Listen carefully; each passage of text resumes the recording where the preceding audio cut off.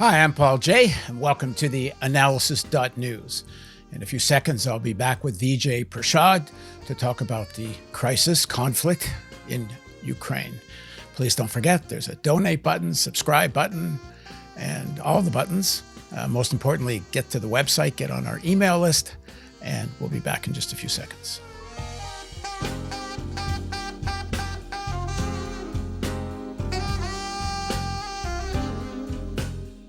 So just before doing this interview, I was on the phone with my editor, who's of Romanian descent. And up until a day before the Russian invasion of Ukraine, he would have more or less agreed with all the critique I usually make of U.S. imperialism, of NATO, of quote unquote the West, and so on. He would have agreed with almost all of that critique.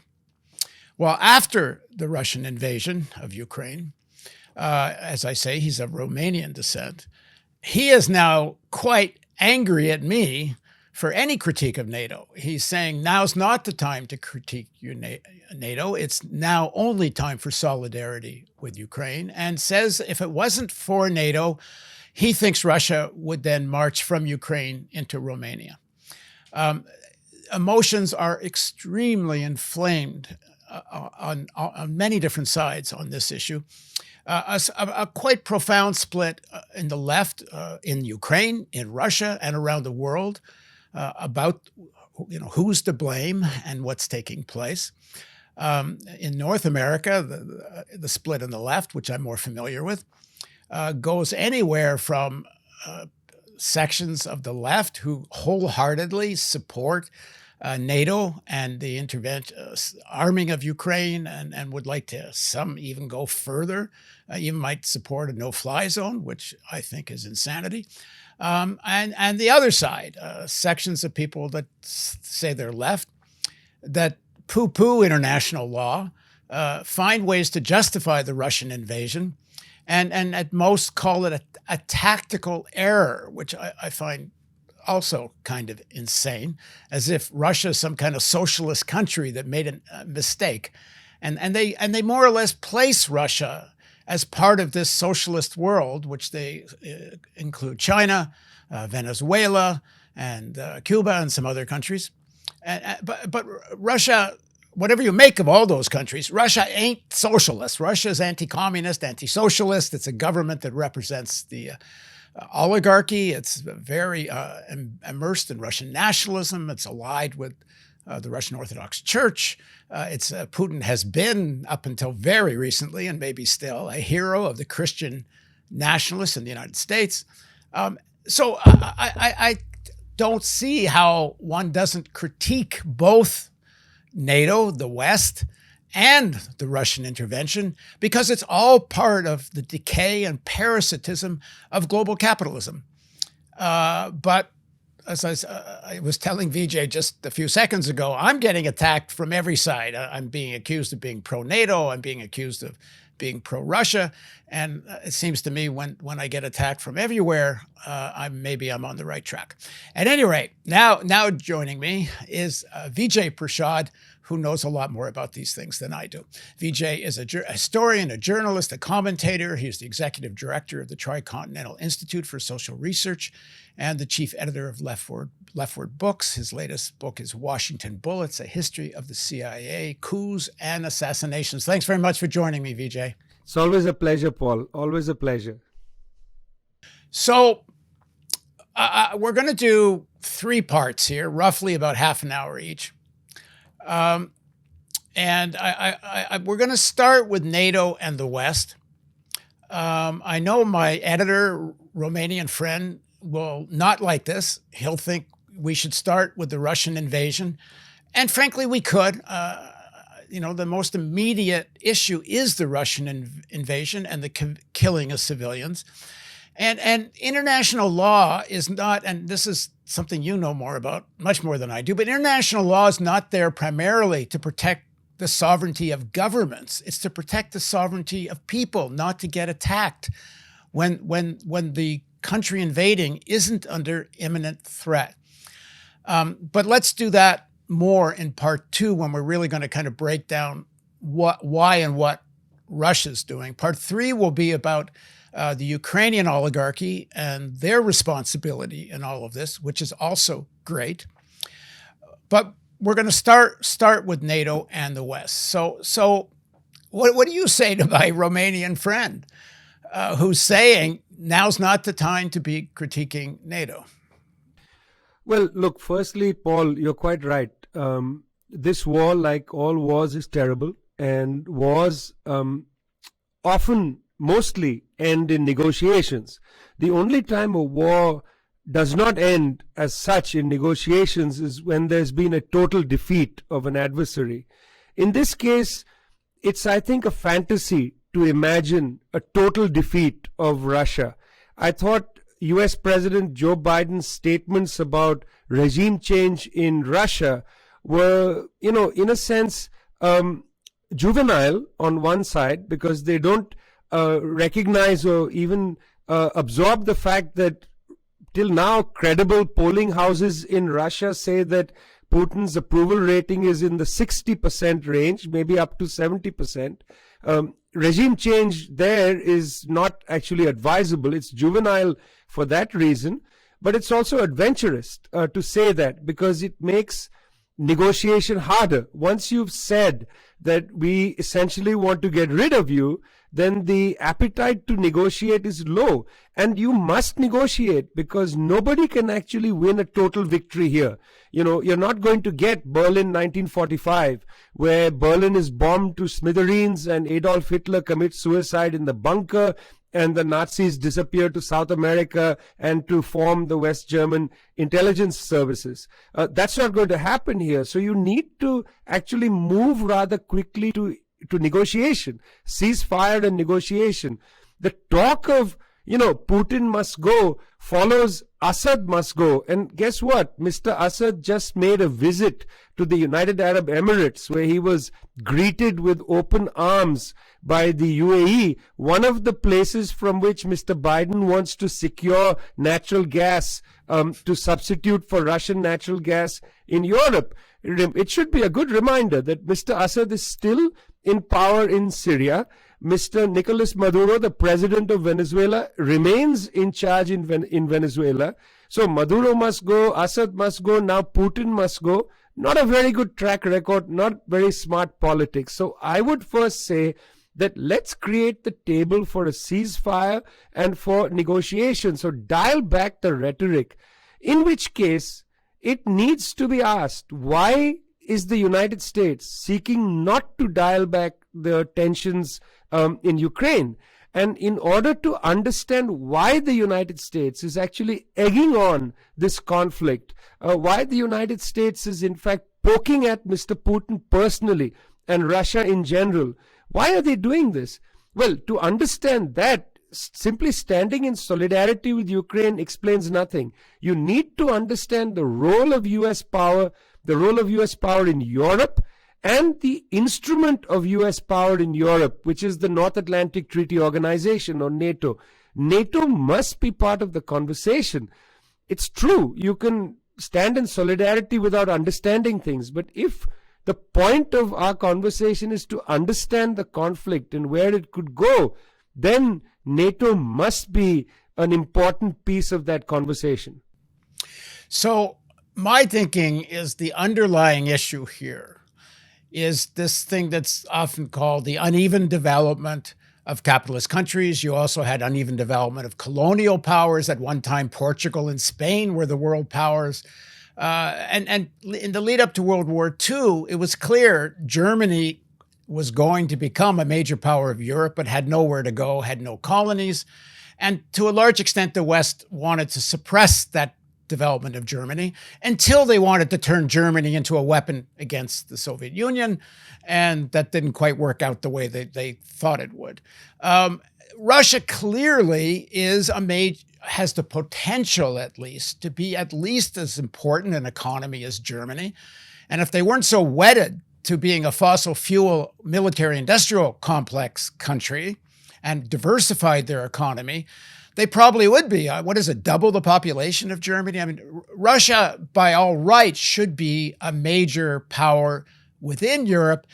And in fact, if the United States and the West hadn't tried to block that in the late 90s and early 2000s, maybe it could have been like a player within Europe and so on. But then Russia would have had to accept U.S. dominance, and they weren't going to do that. And kind of the rest of history.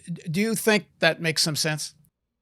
Well, firstly, we need to understand what happened to Russia when the Soviet Union was unmade. And it was unmade. I mean, living standards declined, life expectancy declined after the Soviet Union collapsed. But also, I mean, crucially, thousands, tens of thousands of scientists, but thousands of high mathematicians left the new Russian, first the Community of Independent States and then Russia. You know, Paul, if you walked into a major US bank in the 1990s, Morgan Stanley or Goldman Sachs and so on, in the technical department, you would have met many Russian mathematicians. They had taken refuge in the West because living standards declined, universities weren't paying salaries. They're the ones who manufactured a lot of these derivatives and, you know, quartz and all these sophisticated instruments in high finance. Russia actually lost. There was an attrition of the kind of intelligence built up during the Soviet Union. Many of the people in computer science left the country for Silicon Valley and so on. So they suffered not only the decline in living standards, but a brain drain, significant brain drain. And then, as a consequence of the way in which Yeltsin, who was completely subordinate to the United States, Yeltsin governed the country from 91 to 99. Mr. Yeltsin allowed for the privatization of many of the natural resource arenas, not only oil and natural gas, but rare earth metals and so on. The people who took control of this sector of the Russian economy suppressed the prices. And in a sense, globalization benefits because raw materials in the 1990s coming out of Russia were at a suppressed price. Whatever massive profits this section earned, they placed in Western banks. So in the 1990s, the West actually enormously benefited from the collapse of the USSR. You got the high-tech scientists coming to the West. You got raw materials cheapened by the process of privatization inside the Soviet Union and then Russia. And then finally, the profits, the ill-gotten gains of these billionaires was placed in Western banks and crucially in Cyprus. Cyprus was the principal destination for this money exiting Russia.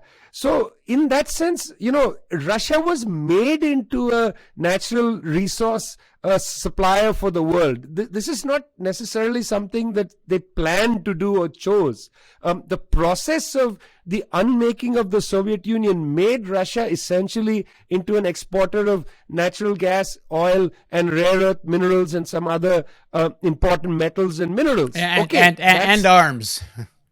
And arms, sure, but arms actually deteriorated in the immediate period. It recovered in the late 1990s. So that's why India moved from importing from Russia to importing from Israel and became Israel's principal importer of arms because Russian arms industry also plummeted in the 90s. When Mr. Putin comes, Paul, he first comes in as Boris Yeltsin's prime minister initially, and then becomes the heir apparent, the next president. And by the way, one of the first things Putin does is he gives immunity to Boris Yeltsin, immunity from prosecution.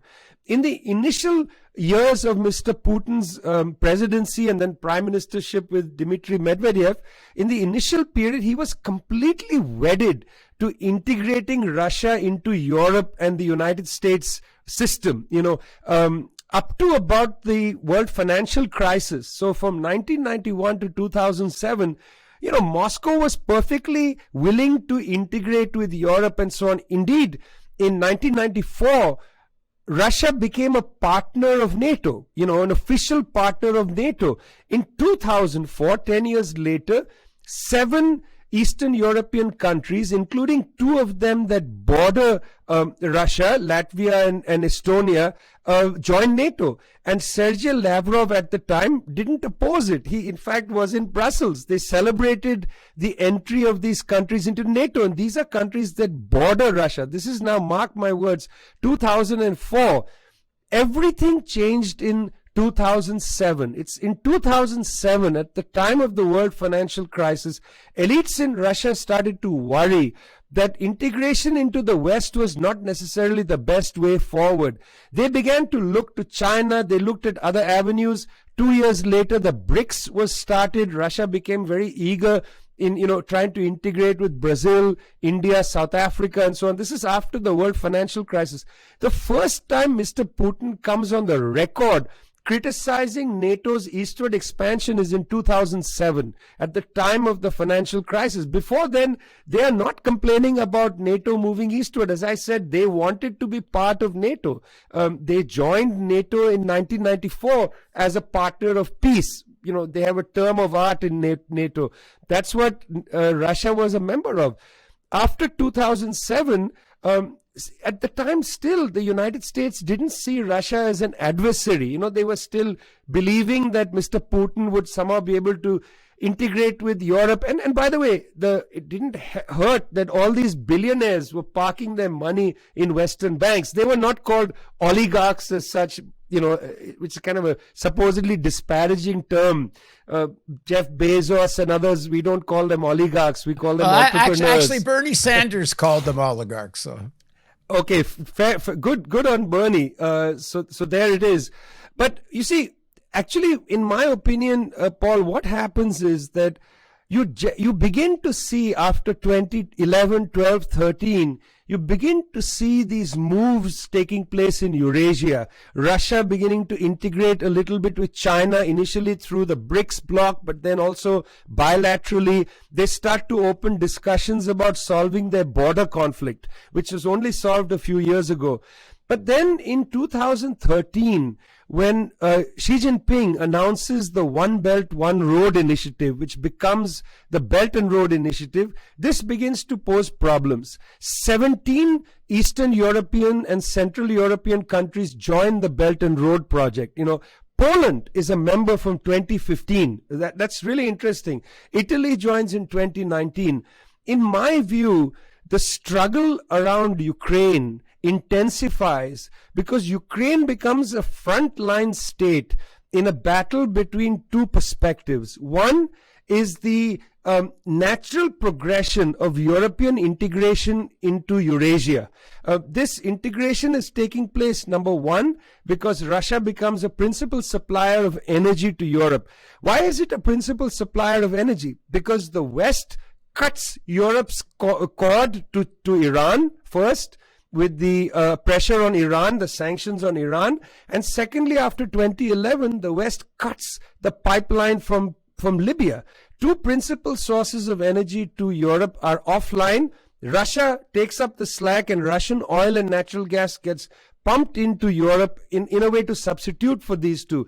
So Europe becomes integrated with Russian energy exports, and it gets very much integrated into China's new Belt and Road Initiative. I mean, the very fact that Poland, which is a right-wing government, very close to the United States, joins the Belt and Road in 2015 now goes unremarked. People don't discuss this. So one approach was this natural integration of Europe into the Belt and Road. And the United States contested this by firstly saying there are security concerns in Chinese companies like Huawei, ZTE, and so on. Europe has to break ties, must ban them.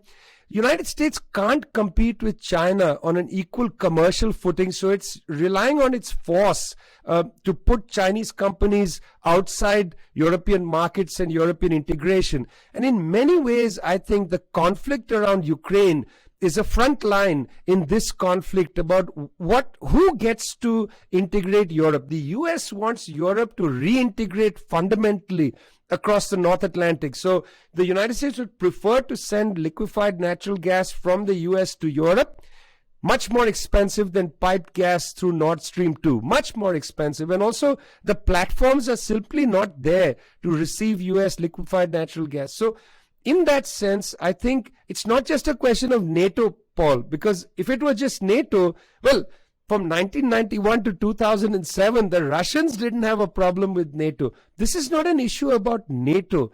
This is an issue about how the world must be shaped and the kind of logical dynamic of Europe's future. Now with the attempted breaking of the ties with Eurasia between Russia, China, and Europe, Europe is going to plunge into a recession. Already, Olaf Scholz, the Chancellor of Germany, no friend of Russia, very close to the Americans, he told Biden directly in Brussels, look, if you ask me to ban Russian gas, we will go into a recession now in Germany, and that's going to be catastrophic. Europe has already seen food prices go up, fertilizer prices go up. Fertilizer prices means next generation of food prices will go up, and it's seen energy costs go up. Europe is paying the price, in a way, for a contest between two forms of globalization. One, which is the old US-driven one, the North Atlantic integration, and the other is a form of integration that's been taking place through the Belt and Road and through the export of Russian energy. Well, that's the contest in Ukraine. It's true, the Ukrainian people are being used as a pawn in a struggle that is beyond them. This is not just about Donbass and Lugansk. This is not just about Euromaidan 2014. They are a pawn in a much bigger struggle, and that's truly unfortunate.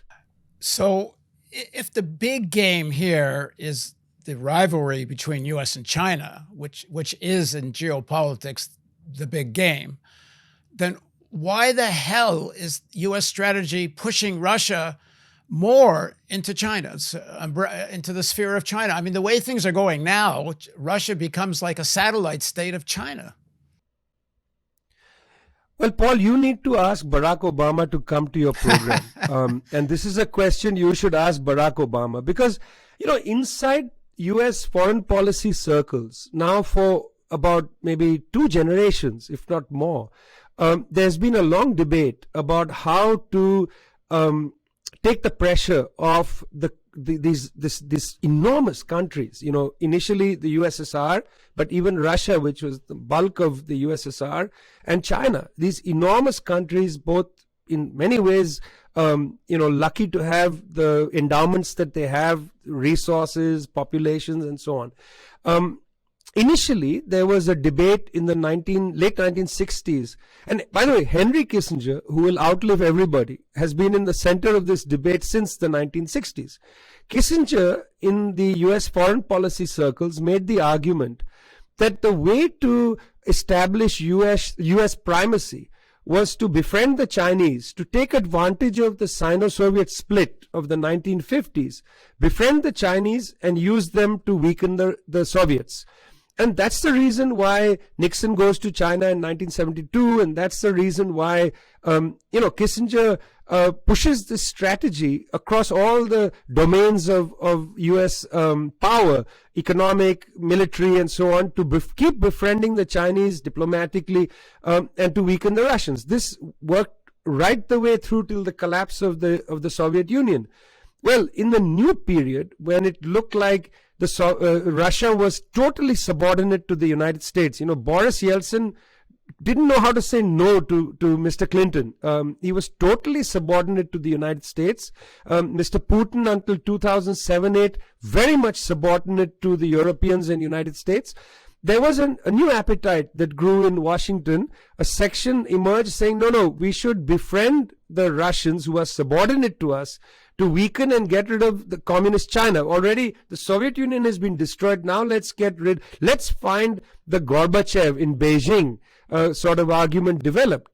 And that argument had a kind of arrogance to it. Well, now we've got the Russians in our pocket, let's squeeze the Chinese. And just let me add one thing. And Kissinger, after the Russians took Crimea, he argued, don't make such a big deal out of this. It's a weird historical anomaly. And don't make a confrontation with Russia over Crimea, because at that point he's arguing for, okay, let's try to keep Russia more in the West camp and not push them into China.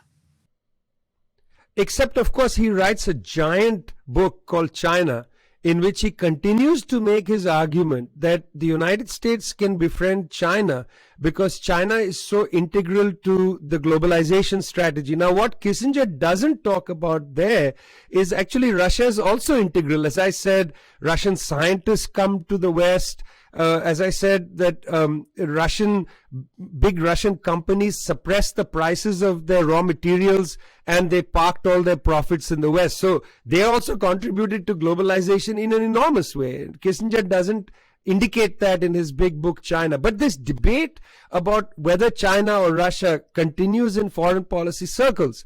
Well, interestingly, it's during the presidency of Barack Obama that the United States accelerates against both.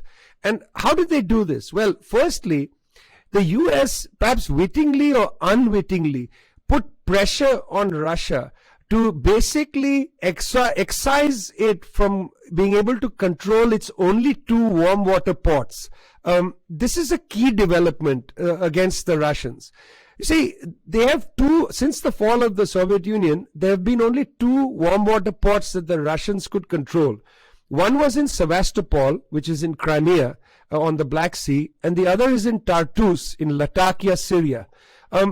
If they lost access to both of these, Russia would not have a year-round navy.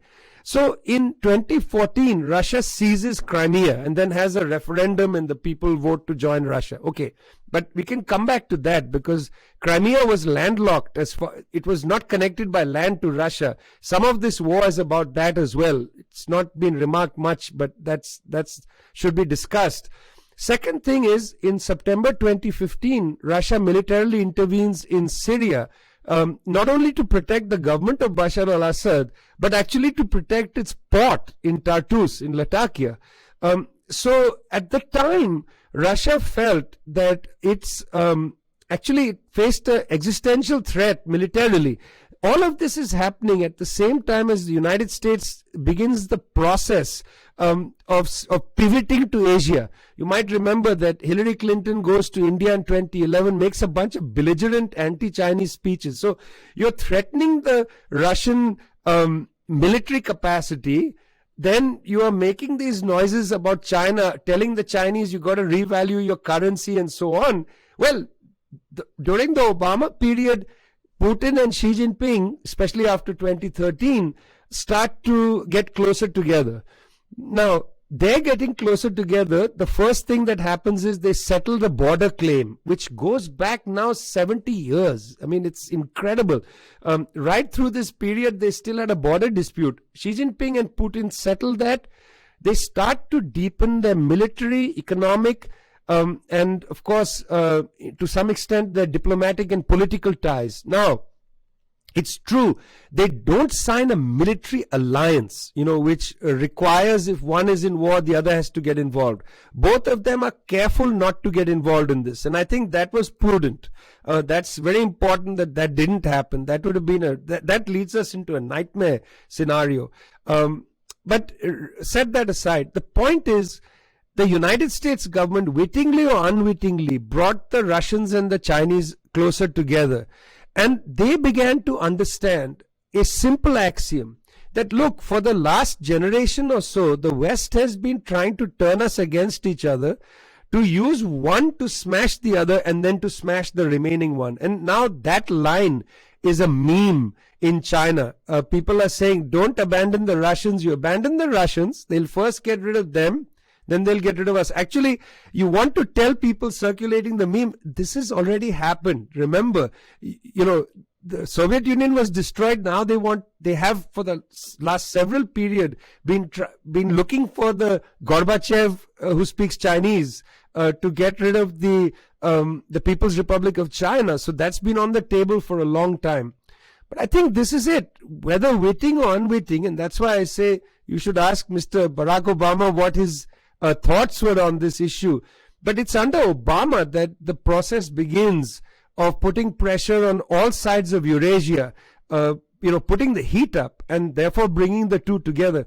By the time Trump in 2018 says that the United States is going to withdraw from the Intermediate Nuclear Forces Treaty, the INF, a very important treaty in the nuclear architecture of security. 2002, the US already left the anti-ballistic missile treaty. With the departure from the INF, both Russia and China began to articulate to the Americans that they fear a US nuclear strike on their countries, and for that they seek security guarantees. Now when Putin has been saying we seek security guarantees, it's not from Ukraine. He doesn't need a security guarantee from Ukraine. He wants a security guarantee from the West that short-range nuclear missiles will not be placed in Latvia, Estonia, or Ukraine or anywhere, which can reach Moscow within 5 or 6 minutes. Let me go back to something you said earlier, and then I'm going to pick up on what you were just saying. The talking about Ukraine as a frontline state in the rivalry with China, if I'm understanding it correctly, if the Russian invasion had been successful and actually installed a pro-Russian government over all of Ukraine, or if the actual objective, or now the actual objective, is a division of Ukraine and an essentially independent Donbass that's essentially within the Russian sphere, then that part of Ukraine now becomes part of the Belt and Road Initiative, which strengthens China's hand in the region. Is that what you mean by frontline state in this rivalry? You see, firstly, Paul, I think the Chinese did not want any military conflict because, I think the Chinese look at world history in 1,000-year increments, and they would have gone much slower, like build up your connections, Belt and Road in Europe, go slowly, let trade lead. Which Russia could have done more with Donbass, exactly, because Donbass was more and more integrating into the Russian economy. Correct. And in that sense, I don't think anybody wanted a war. And in that sense as well, Ukraine need not have been a frontline state for warfare. It could have been a frontline state for trade and so on. I mean, as I said, Poland joined the Belt and Road in 2015. You don't need to have a pro-Russian government or a pro-Chinese government. You need to have a rational government in power. Angela Merkel, for instance, was a rational chancellor. She increased pressure to finish Nord Stream 2, the pipeline that links Germany to Russia, not because she was pro-Russia or pro-Mr. Putin or anything, but because Germany requires cheap energy to sustain itself, particularly as they decommission nuclear reactors, part of their, national commitment to get rid of nuclear, already getting rid of coal. Well, then it's natural gas, and then you're going to get it cheaper from Russia than liquefied from the United States. It's also very dangerous to liquefy natural gas and send it in tankers and so on. It's basically a big bomb that you're bringing across the Atlantic Ocean. But at any rate, a rational government is sufficient. You don't need a subordinate government. So I don't mean it's a frontline state for that reason. I don't think China or Russia, frankly, made this into a frontline state. And I don't want to be misunderstood here as an apologist for anybody. I'm just talking factually. I don't think they wanted to accelerate a military conflict in Ukraine. But I do feel, and I feel strongly about this, that in a way, I think the United States accelerated this conflict and didn't care. If you watched Antony Blinken from his first meeting with Wang Yi, the foreign minister of China and Alaska, right till his recent comments made just before the Russian invasion of Ukraine, he seemed quite sanguine about this. The Russians are building up their military. They may or may not invade Ukraine, but, we'll take care of them in the long run. They didn't seem to care, really. I mean, I was perplexed by the attitude. There was not much outrage about this. Even now, they recognize that, look, U.S. forces can't enter Ukraine. And at the most dangerous development could be one of two, which is the Russians currently are bombing within 100 kilometers of the Polish border. If they accidentally strike across the border, that's a nightmare because that Poland is a NATO state. The other thing is, we tend to forget that Poland has a claim to Galicia, the western part of Ukraine, to the city of Lviv and so on. What if the Poles decide to cross the border and say we're making like a civilian, refugee corridor and whatever, but then they sit there and don't leave and then that becomes part of NATO effectively. I mean, all these things are nightmare scenarios, Paul. So in some sense, I feel that the West, and that's why people say, but it was the Russians that crossed the border. No doubt about that. The Russians did something illegal. They violated the UN Charter by sending their troops across the border. But I think actually in this case, there was fire starter poured all over Ukraine. And I'm not sure that the Russians poured the fire starter. It was the West that poured the fuel all over this country, and the Russians threw the first match on it and lit the fire. But we have to also consider why they threw the fuel on the country. Okay, well, we're going to do that. Well, wait a sec, about the NATO or the Russians, because I think that the only reason to spend a year or more, I mean, right from 2014 particularly, but especially in the last year, such a massive armament of Ukraine by the U.S. And I'm not entirely sure it's fair to say the West, because I don't know that France and Germany were so on board until the invasion. And but is this a scenario which many people have suggested that, in fact, they armed Ukraine, they being the U.S., to create a provocation? And one of the reasons they kept saying, Russia's going to invade, Russia's going to invade. It almost seems like Russia hadn't decided yet, but got goaded into it, which seems kind of ridiculous because Putin seemed to have been a pretty good chess player up until then. But don't start talking about Russia and Putin yet. But do you think there's something to this, that part of the reason for such arming of Ukraine in the lead up was to try to provoke this reaction out of Russia? I mean, I think that's exactly what was happening. I think when you go back and listen to the tape of Victoria Nuland's phone call from Euromaidan in 2014, where she says, this is her speaking, not me, she says, fuck the EU, referring to the European Union. The United States was quite clear that they wanted to have a US government in Kiev, in charge there. Well, why? Why in 2014 were they that keen on a pro-US government in Kiev? I mean, that's a pretty good question. If you want to place intermediate nuclear missiles, you could have placed it in the Baltic states. But these are small states. They can't defend themselves. Ukraine is different. And I don't think the Poles were willing to become the doormat for this. I think the United States was looking for a way to egg the Russians by 2014-15 into some kind of adventure. Now, why this is the case, that's a long story. But I would also, again, repeat that we need to ask the United States government to account for itself here. And isn't this interesting? That they just don't have to give an explanation for anything they do, And I have not heard or seen, that is to say, read or listened to a speech by any high official of the United States government explaining U.S. policy around Ukraine. The most that was said about Ukraine in the last 9 years was Trump's accusation about Mr. Biden's son and the money made in Ukraine. That's the most conversation we heard in the media. But no high official has talked about what U.S. objectives were in Ukraine. There's a lot of U.S. money pumped into that country, not only for arms, but for other things as well. But why should you and I speculate about these things, Paul? That's irresponsible. I think high officials of the United States government need to explain what has U.S. policy been since 2014 or perhaps a little earlier in Ukraine, and why were all these weapons sold, and why was there biological plants set up in Ukraine and so on.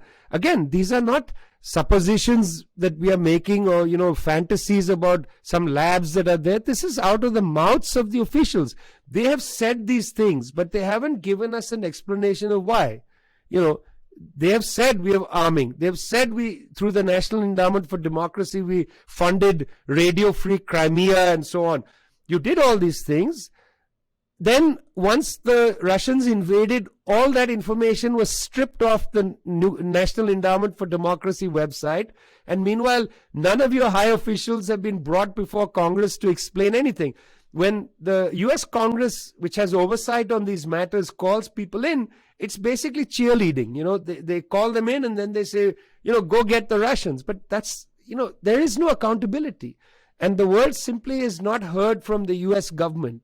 Let me just sum up a point, and then we're going to start the next segment. We're going to try to deconstruct the Russian motivations and all this.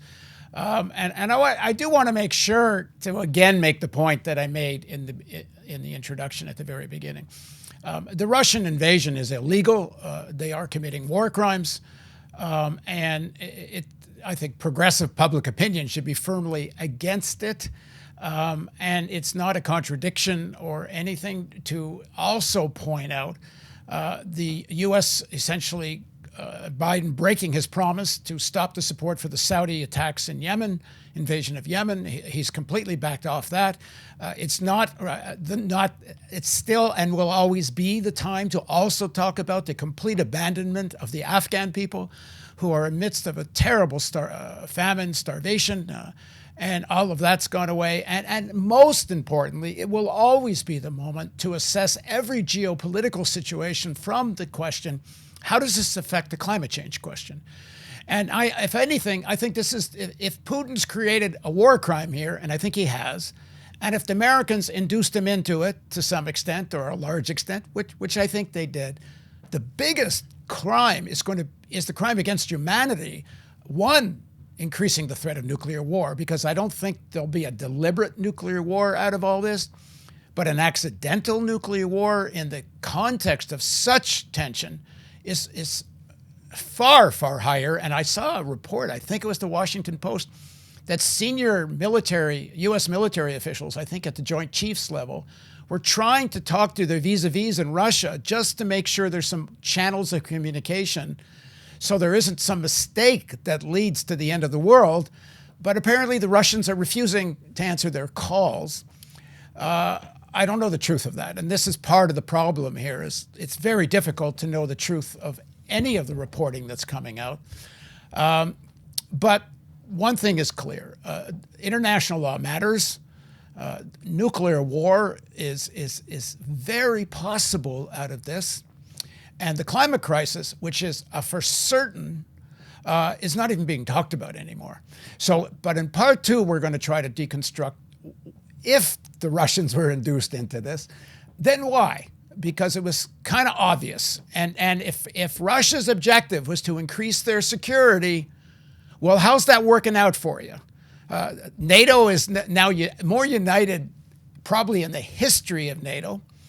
Germany and France that were actually raising some differences, and Germany willing to go ahead with Nord Stream 2 pipeline when the United States was very much against it, but Germany was going to do it anyway.